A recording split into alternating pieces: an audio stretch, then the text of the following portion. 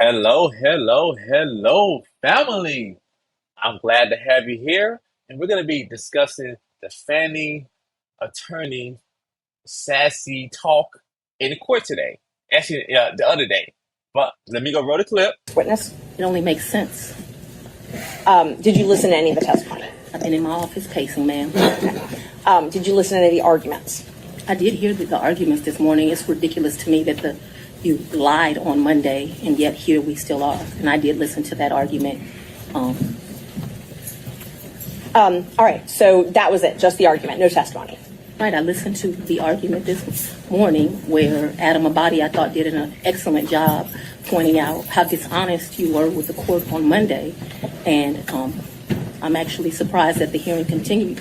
But since it did, here I am. Great. So let's talk about, first let's just talk about what you did in preparation for today. Did you meet with Mr. Wade at all? Once the motion was filed, did you meet with Mr. Wade and talk to him about the motion that I filed to disqualify you? On this first January motion? Yes. I don't know if you could say talked about.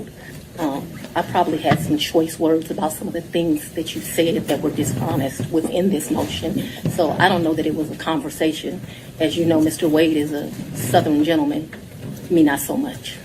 Okay, but my question was, did you have a conversation with I him? didn't have a substantive conversation. You did not? I read this motion, skimmed it more so, and I've probably said some choice things to him about some of the lies they were told. Okay. And then printed in the media because, we used to be in a day and time where you had 60 Minutes and people did stories and they verified information and you had this great reporting. But it seems today that a lawyer writes a lie and then it's printed for all of the world to see.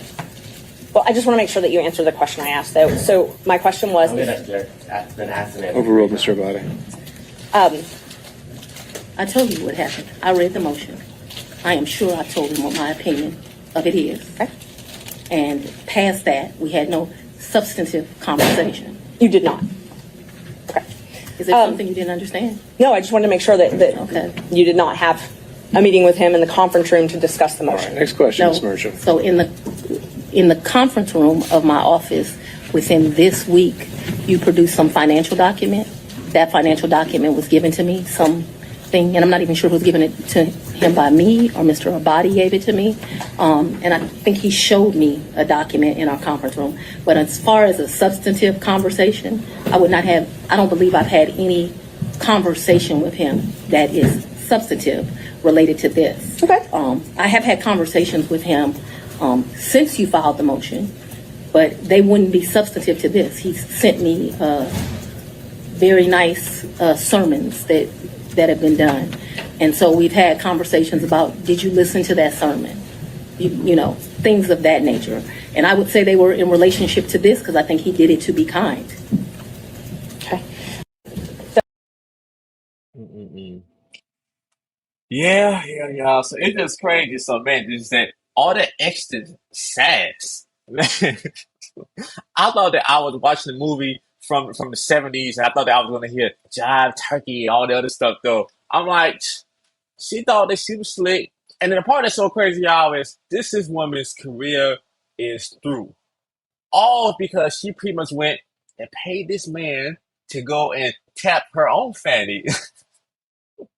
But have you all noticed that lately we've been seeing a lot of black women taking L's for trying to be slick, trying to go and BS somebody? Yeah, it's been going on so much lately these last few months, and now it's happening to her.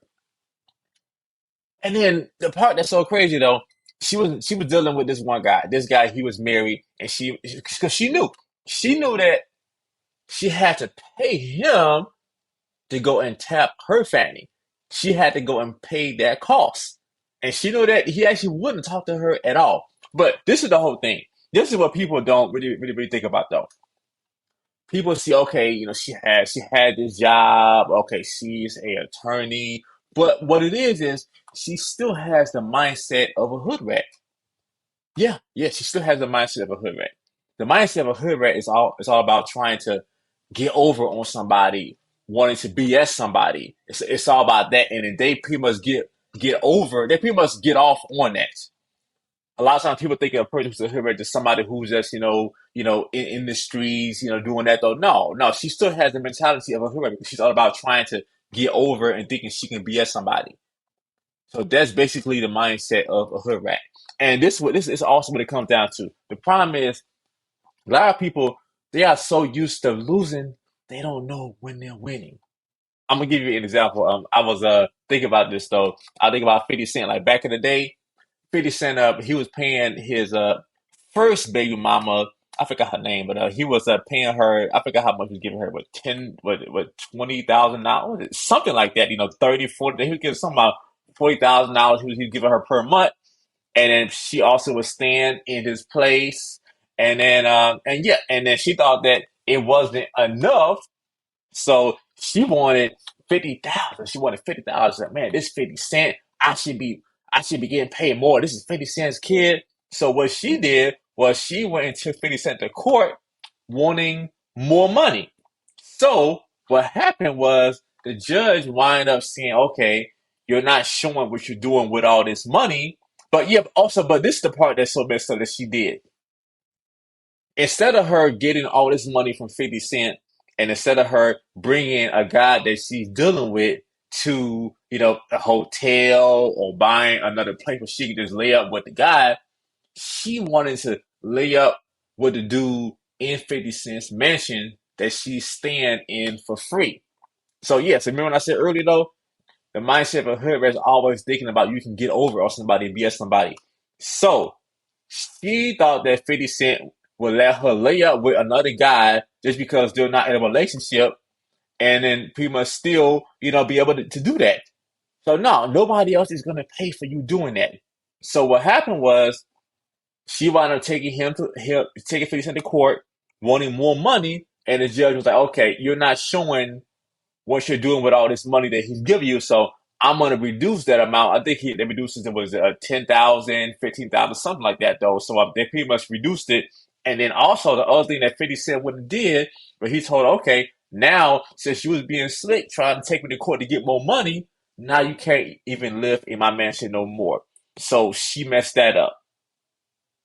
So all that comes from her thinking that she can get over and wanting to BS him, and just wanting to just thinking she can get over on the person. So y'all, nobody is going to take that. So ladies, I want you all to stop letting these women try to influence you to go and just have that type of mindset, though. This city girl mindset, and yeah, I gotta get over on the man. So it's messing you up more than you can even imagine.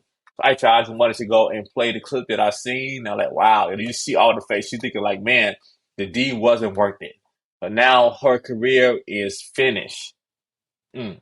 All right, y'all. Let me know you all thoughts. So do you all think that that I'm overreacting about Fanny and about her going to trial about what she did and paying that lawyer? Let me know in the comments. I'll see you all next time.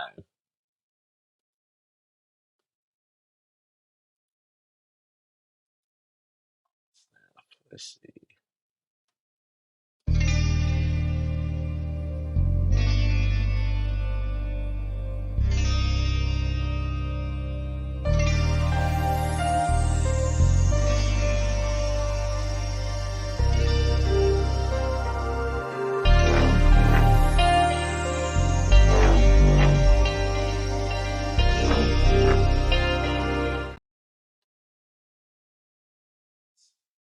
Let's see.